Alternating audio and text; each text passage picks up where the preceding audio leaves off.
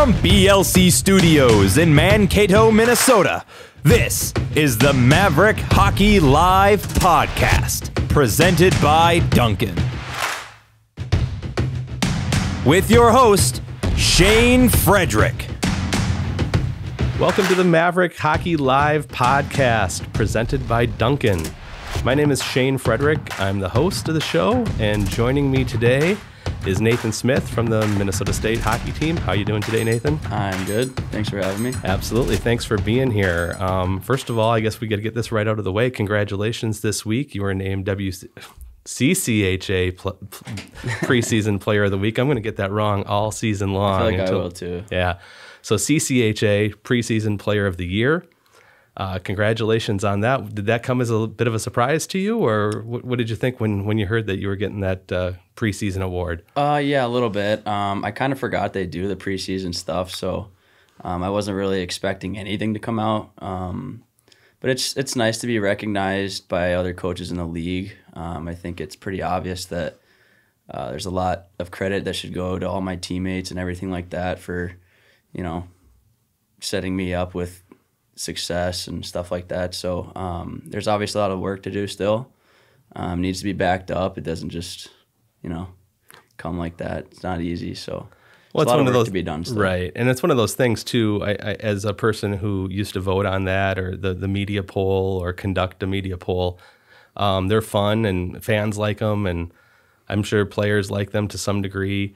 But really, once the season starts, everyone kind of forgets about all the preseason picks, right? It's just something to talk about in the couple weeks leading up to the season. Yeah, I completely forgot that they even do that stuff. So, and I think everyone, I shouldn't say everyone, but I'm going to guess a lot of people thought Dryden McKay was going to win that award, coming as back as the regular season MVP for the WCHA last year. Yeah, and I would definitely put him above me. He's probably our most valuable and most important player on the team. So without him, we don't go as far as we do. And so Dryden did make the preseason all-conference team along with yourself and Julian Napravnik up front and Akita Hiroshi at defense. So 4 of the 6 spots went to Minnesota State hockey players. As well, you guys were picked to win the CCHA this year in the preseason poll. So no surprise, going back to your last couple of years here, a lot of expectations fall upon this program, huh? Yeah, definitely. And I think it just says a lot about our program and, the work we do every year, day in and day out, and the way Coach prepares our team to be ready for the season. And I think all the guys that were picked for the all-conference team, I think they were, that was the right thing. I think they deserved it.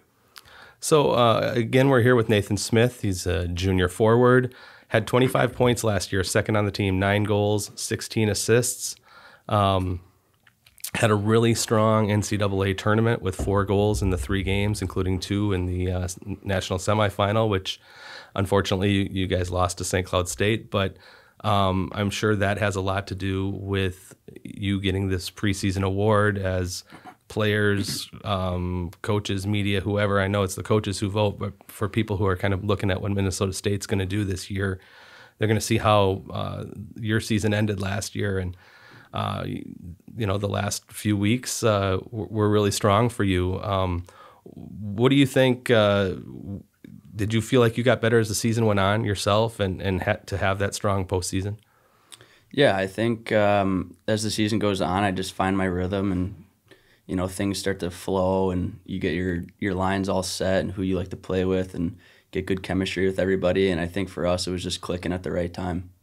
I think going back to that point last season, too, with such a strong end of the year, and you're a third-round draft pick of the Winnipeg Jets, I'm sure as what happens with every program, people start looking at who might leave, who might come back. What was that decision like for you immediately following the season? Did you know right away that you were going to come back to Minnesota State for a junior season, or was it something that you put a lot of thought into in terms of comparing what might be offered out there to turn pro or to come back? Yeah, I definitely didn't know I was coming back right away. It was majority leaning that way. Mm-hmm. I just felt like after the season we had and the group of guys that we have, it just made it pretty easy for me to decide that I wanted to come back and give it another shot after making it so far and coming so close. After the season, I didn't know like right away, like I said, but I did give it a little bit of thought, and I think I still need some work in some areas, and I just felt like being under Coach Hastings and with the group of guys that we have here, I think that would prepare me better for the next level. It seems like it's been a good spot for a lot of players to really develop and really be ready when it is time to go, whether it's after a third year or a fourth year, or in some cases, I suppose with the COVID situation, a fifth year. Yeah, I mean, like we have Reggie and Nails here, or McNeely, and then we just got a transfer, Benton Mass, and I know all three of those guys are fifth years, and they're super excited to get back with this group and give it another shot themselves. When you look back at that NCAA tournament experience, and your freshman year was one where that was completely taken away from the team, where you thought you were going to go really far, and but you also knew kind of the heartache that went into the previous years in the NCAA tournament for this program. What kind of steps do you think the program took last year to win that first game, win the second game, get to the Frozen Four? Do you think that changed things for this program? Yeah, absolutely. I think I just kind of set the bar. The bar is set pretty high now. I mean, we made it to the Frozen Four the years in the past now, but I think we can keep building on that year to year now. Like you said, the freshman year was taken away from us, but I think that just motivated us more and more the next year for us to reach the level that we did, getting to the Frozen Four. You came to Minnesota State, obviously playing junior hockey in between, but from Florida. I know people have talked to you a little bit about that experience to grow up playing hockey in Florida. But what kind of dreams and expectations did you have as a kid? How much did you know about college hockey? I think if I remember right, you and I talked before. The Frozen Four was in Tampa. And did you go to it at that time? I did, yeah. How when North Dakota won it. I forget how old I was to be exact now, but I started roller hockey when I was 6. To be honest, I didn't even know what college hockey was. I was still a kid, I just wanted to get out and play. It wasn't, until I started playing ice hockey until I was 11 years old. Okay. And as the years go by, like I'm still pretty young. I don't really know what's going on, but once I get older, 15, 14, around there, I just start to realize that college hockey is something that I want to do, and hopefully professionally one day. I've talked to a few players who've played for the Mavericks who started off in roller hockey, and most of them have been whether they're from Florida or California, or I remember one who was from Missouri. How does roller hockey prepare you for ice hockey? Is it hand skills? Is it just thinking the game? Is there anything about skating that relates to it? What's that like? Well, it is a completely different game. There's obviously no hitting. There's no offsides. It's 4-on-4. I think it's just a little bit more of a creative game as opposed to like ice hockey is a lot of north-south. And I don't know. I guess since that's what I started on, I think I would say, yeah, the hands and the creativity. The skating, I would say, isn't much different. The stopping is a little different. Mm-hmm. So, whenever we play the roller hockey and then come back to ice when it was ice season in the summer, it would be a little bit tougher to kind of get the transition back and get our edges back. But for the most part, I never really struggled doing that. But I will say that, like, the stick handling ability and the vision and just anything like that, the creativeness comes from roller hockey. When's the last time you played roller hockey? I was going to play this summer. I try to play every summer, okay. But I didn't get a chance to this summer. I think I would say 2 summers ago? Okay. When we had the long break is when I played. So okay. That's the last time I've played roller. Enjoyed it, though? You yeah, still enjoy playing that? I just try to get in some tournaments with some friends back home. Mm-hmm. It's just for fun, so it's nice to get away from ice hockey sometimes. Right. And still be doing, and still be playing hockey. Yeah. You got to get some of your current teammates out on the sport court or the blacktop or whatever it is you play on. Yeah, it's kind of like it's like tile. Yeah. It's not concrete really though. It's fun though. I mean, we've talked about it like Borch. I live with Borch, and I've talked about it with him. I've talked about it with Aikido. I think Morton just talked about it with him. But I don't know if we'll ever get those guys down to Florida for a tournament. It'd be fun though. It would be fun. Absolutely. That'd be a lot of fun. You kind of going back a little bit to let's go back to the ice, I guess. And you mentioned some things that you'd like to work on this season. To continue to grow as a player and to prepare yourself to be a pro. What are some of those areas that you think you need to work on and that you'd like to get better at? Well, defensively, I definitely need to improve.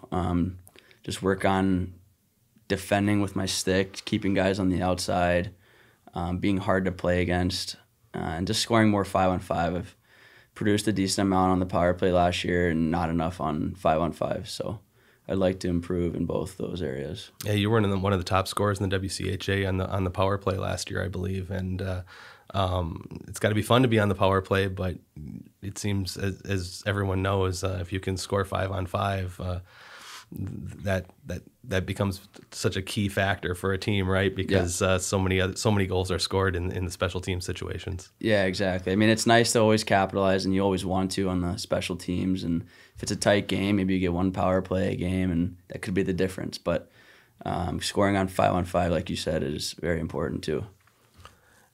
We mentioned earlier, going back to the Frozen Four, about you making a name of yourself, but I have to laugh. I'm sure you got a little bit of grief after the Frozen Four game because they continued to get your name wrong in the broadcast and called you Davis, I believe. Yeah, I think it was Nathan Davis or something. I don't know, but I did watch back the game and just some parts of it just to hear that. Yeah, what did you hear from people, and what did you think of that? About the name? Yeah, because it was kind of funny because I think in some ways it showed how good a game you were having because he said your name so many times. And all due respect to John Buchagras because he's done so much for college hockey and he's such a fan of it and he's such a supporter of it at a national level. So you got to love that. But it is kind of funny that people noticed that, hey, this guy's playing really well and that's not his name. I mean, it doesn't bother me much. I mean, it's a mistake, I guess. He was mispronouncing a lot of other guys' names too. There's a couple European guys on St. Cloud who in the warm-ups, he mispronounced like 3 of them, and it just wasn't even close. It was pretty funny, but yeah, it doesn't really bother me a whole lot. Well, as a person who's now speaking into a microphone, I can sympathize a little bit. As a person who was doing a lot of writing for 20 years, covering the team, I just needed to make sure it was spelled right. I didn't necessarily need to say it. Right. It's a lot different when you're saying it than you're just writing it. Inevitably, I'd get a line chart from some team and some visiting team, and there'd be a very long name that I would have to double check how to spell. And I always thought, I'm that guy's guaranteed to score a goal tonight or have an assist or have some factor in the game. I'm going to have to write his name. Yeah. But better to write it than to say it, that's for sure. Yeah. Let's talk about the season coming up. Obviously, it starts in a couple weeks. What's practice been like so far? What's been that energy like for you and for this team going forward here? It's been nice to get back. It's nice skating with the guys. Coaches are limited right now for the amount of time they get to spend with us in practice. But our captains have been doing a good job in picking up, where the coaches leave us on the day off that they don't get to be out there, and keeping the pace up. Making sure we're in good shape. And the coaches have done a good job when they're out there too. We just started doing special teams. I think late last week it was. So we carried that over into this week a little bit, but I think our team's looking pretty solid. We have a first 6 games that are going to be really, really good tests for our team, and I think it's going to be a good preparation for us heading into our conference games. Yeah, that first stretch, and I talked about this last week on this podcast with Jack and with Benton. It is a grind to start off. I mean, to go to UMass, who won the national title, to play St. Cloud at home, who who's picked to win the NCHC, was the national runner-up, knocked you guys out of the Frozen Four. The following week, you're playing Providence, and then it's either Michigan with their loaded lineup of NHL draft picks, and or UMD, who was also in the Frozen Four last year and has won national titles. I mean, that's a grind. Does that excite you as a player? I mean, when you look at a schedule like that, as daunting as it could be, what do you think of it? I mean, I think everybody on our team is pretty excited to get St. Cloud again at home. Kind of get a chance to have some redemption on that.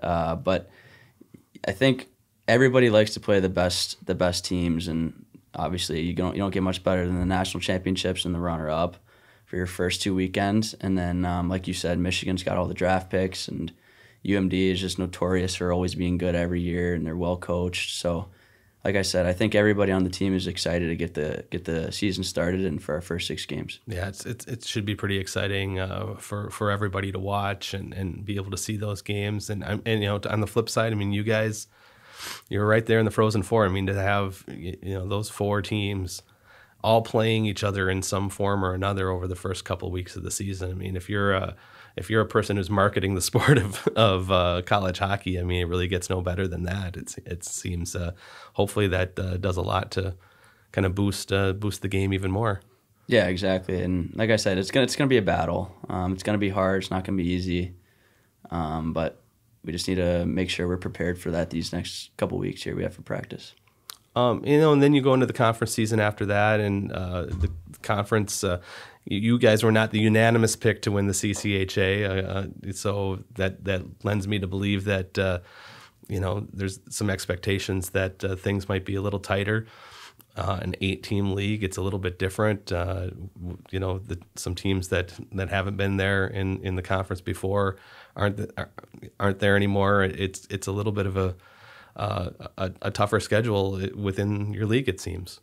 Yeah, it sucks that those teams. I think Alabama Huntsville is not even playing this year. Right. So it sucks to see like teams like that drop off. But for our sake and our league's sake, like I think it'll be really good because you're playing a good team every weekend. We don't try and like read into that too much. We know it's going to be hard every weekend, and we just try and do our best to get prepared for each team every week. And play your game, right? Yeah, we know it's going to be hard, so we don't try and read into all the noise and just kind of block it out.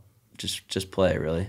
It's interesting you mention how the coaches are limited right now, and the college hockey is so unique in that way where you have that limited time on the ice, or at least the coaches do, until that official start date. And the official start date, you're playing the national champions. Yeah. So, I mean, I know that's not uncommon, and there are some teams out there that are playing exhibition games. You've played exhibition games before, but to jump right in like that, I'm sure it helps to have a veteran team and a group who's been there before. But what is that like? I mean, do you feel like you're fully prepared for something like that to jump right in on day one, and instead of saying, hey, we're going to do a 2-a-day practice, it's going to go play the Minutemen? Yeah, it's going to be hard. They're the national champions. I mean, they're a solid team. They're good all around. But we just have to do our best to make sure we're prepared for them and all the systems that they run, just to get our systems down. And it's hard when the coaches are limited time. It's hard to get the new guys in the swing of things and get them with our systems and get them to know them. Plus work on special teams. It's just hard to do everything when you're limited time. And that's why I was saying, I think our captains do a really good job of kind of picking up where the coaches are leaving us off with on that off day. One more thing to touch on with this season coming up is you mentioned playing St. Cloud and that first weekend at home.